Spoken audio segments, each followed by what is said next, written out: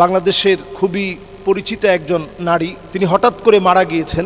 অনেকগুলো নিউজ দেখলাম, নিউজ করেছে যে নানাভাবে কুফরি করার কারণে তিনি মারা গিয়েছেন। বিভিন্ন স্টেটাস ফেসবুকে তিনি বলেছেন যে কখনো আমি কুফরিতে বিশ্বাস করতাম না, কিন্তু এখন এগুলো আমার কাছে মনে হচ্ছে আমাকে কেউ যেন কুফরি করে মেরে ফেলছে। একেবারে হঠাৎ করে আমি অসুস্থ হয়ে যাচ্ছি। মানুষ মৃত্যুবরণ করবে, এটা খুব স্বাভাবিক বিষয়, এবং দুনিয়াতে যারা আসছে তারা প্রত্যেকেই মৃত্যুবরণ করবে, মৃত্যুর স্বাদ নেবে।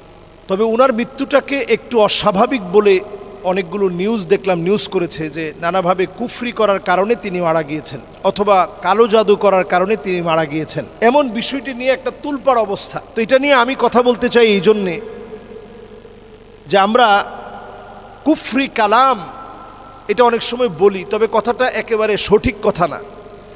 আল্লাহর কালামকে কালামুল্লাহ বলে, আল্লাহর কালামের বিপরীত কালামকে আপনি কুফরি কালাম বলেন। আসলে কালামুল্লাহ তো কোরআনুল কারীম, এটা আমরা প্রত্যেকে জানি। আর কুফরি কালামটা কি? কুফরি কালাম বলতে কিছু আছে কি না?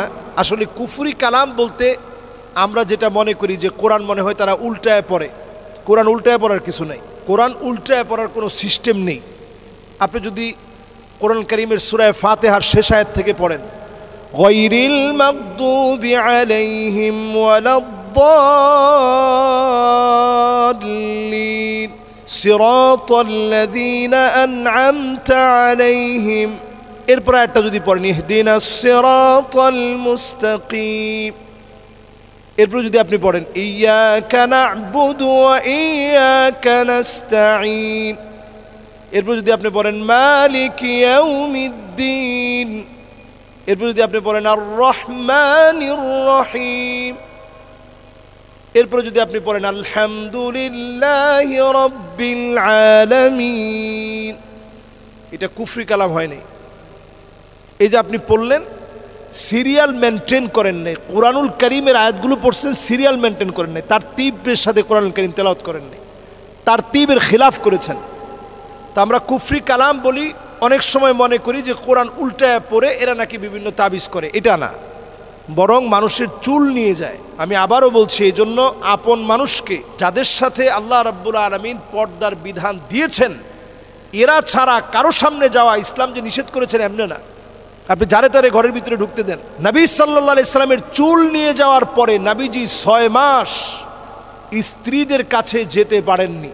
6 মাস, আপনি চিন্তা করেন, একদিন দুই দিন না, 6টা মাস আল্লাহর হাবিব স্ত্রীদের সামনে গিয়েছেন। শারীরিকভাবে নবীজি সাল্লাল্লাহু আলাইহি সাল্লাম উনি শক্তি পেতেন না, শারীরিক সক্ষমতা দুর্বল হয়ে গিয়েছিল।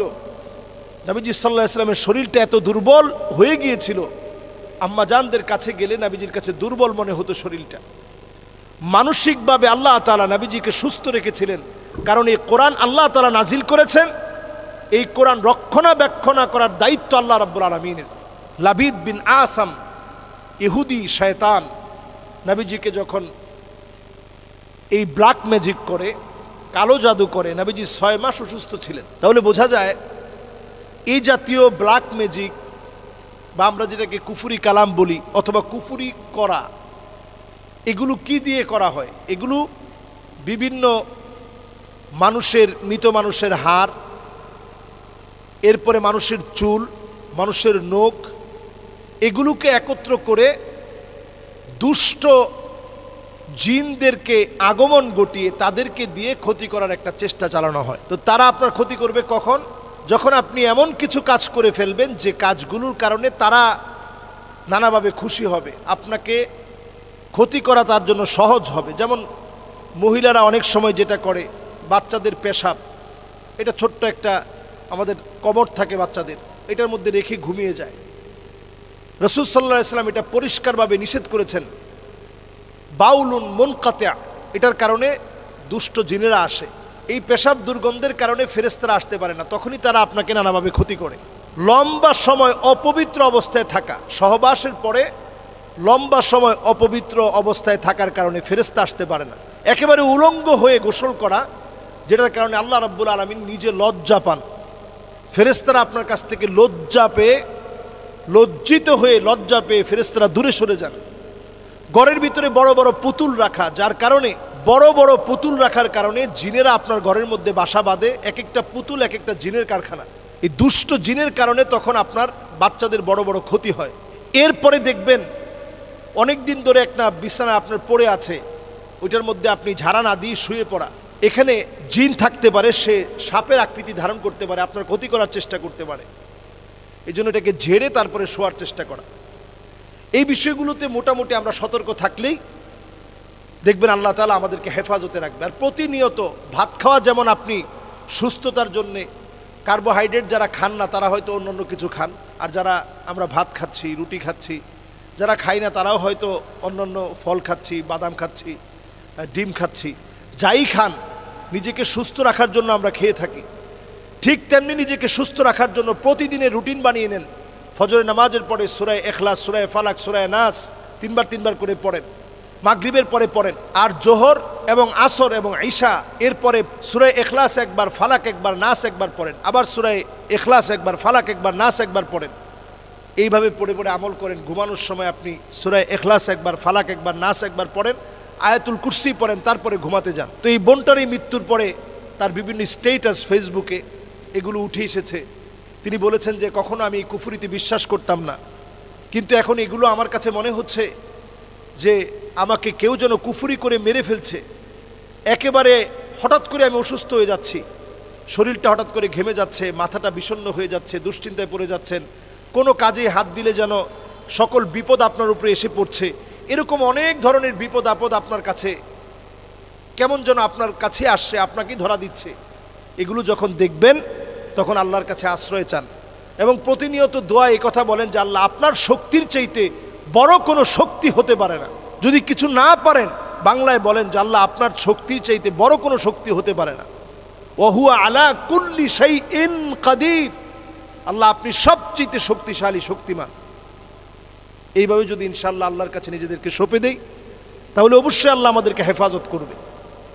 এখন যদি এই ধরনের কাজ কেউ করে ফেলে, প্রমাণিত হয়, আমি বলবো যে রাষ্ট্রীয়ভাবেও এ বিষয়ে আইন আসা দরকার। এখন ব্ল্যাক ম্যাজিক এত বেশি বাড়ছে, ইসলামের আইন হচ্ছে কেউ যদি ব্ল্যাক ম্যাজিক করে তাহলে তার শাস্তি হচ্ছে হাদ্দুস সাহিরি দরবাতুম বিসাইফ, তার কল্লা উড়ায় দিতে হবে। যদি মুসলমানদের ইসলামী স্টেটের আইন অনুযায়ী বিচার করা হয় তাহলে এটা মৃত্যুদণ্ডপ্রাপ্ত একটা অপরাধ, যেটার কারণে মৃত্যুদণ্ডে দণ্ডিত করতে হবে এবং জনসম্মুখে তাকে মৃত্যুদণ্ড দিতে হবে। তাহলে চিন্তা করেন কি বড় অপরাধ এখন আমাদের সমাজের ভিতরে সব জায়গায় ছড়িয়ে পড়ছে, এই ব্ল্যাক ম্যাজিকের মতো একটা অপরাধ। এবং দেখলাম আরও একজন উপস্থাপিকা মারা গিয়েছে, তার ব্যাপারেও কথা হচ্ছে যে হঠাৎ করে তিনি মারা গেলেন। হঠাৎ করে কেউ মারা যেতেই পারে, কিন্তু অস্বাভাবিক মৃত্যু, যে তিনি পুরোপুরি সুস্থ ছিলেন, এই অল্প কিছুদিনের ভিতরে একটা বিরাট পরিবর্তনের পরে কেমন যেন তিনি শুকিয়ে যাচ্ছেন, নানাভাবে ক্ষতি হচ্ছে, সব কিছু যেন শেষ হয়ে যাচ্ছে। এরকম অনেকগুলো আলামত আছে, যে আলামতগুলো দেখার পরে সজাগ সচেতন হয়, এটা আমাদের দায়িত্ব। আমরা বলবো আমাদের ঘরগুলো থেকে কোরআনুল কারীমের তেলাওয়াত উঠে গিয়েছে, এখন কোরআনুল কারীমের তেলাওয়াত আমাদের ঘরের ভিতরে নেই। এই জন্য বিভিন্ন ডিভাইস পাওয়া যাচ্ছে, 24 ঘন্টা ছেড়ে রাখলে কোরআনুল কারীম চলবে। আপনার ঘরের ভিতরে ঘরটাকে একা ফেলে না রেখে এখানে কোরআনুল কারীমের তেলাওয়াত ছেড়ে রাখুন। সূরা বাকারা অন্তত আপনার ঘরের ভিতরে তেলাওয়াত ছেড়ে রাখুন, নিজে কোরআনুল কারীম তেলাওয়াত করেন, তেলাওয়াত শুনেন। এবং যদি কোনোটা না থাকে তাহলে আপনি আপনার মোবাইলে আপনি সূরা বাকারা তেলাওয়াত ছেড়ে রাখেন, দুষ্ট জিনেরা ইনশাআল্লাহ আপনার ক্ষতি করতে পারবে না। আল্লাহ আমাদেরকে বোঝার তৌফিক দান করুক।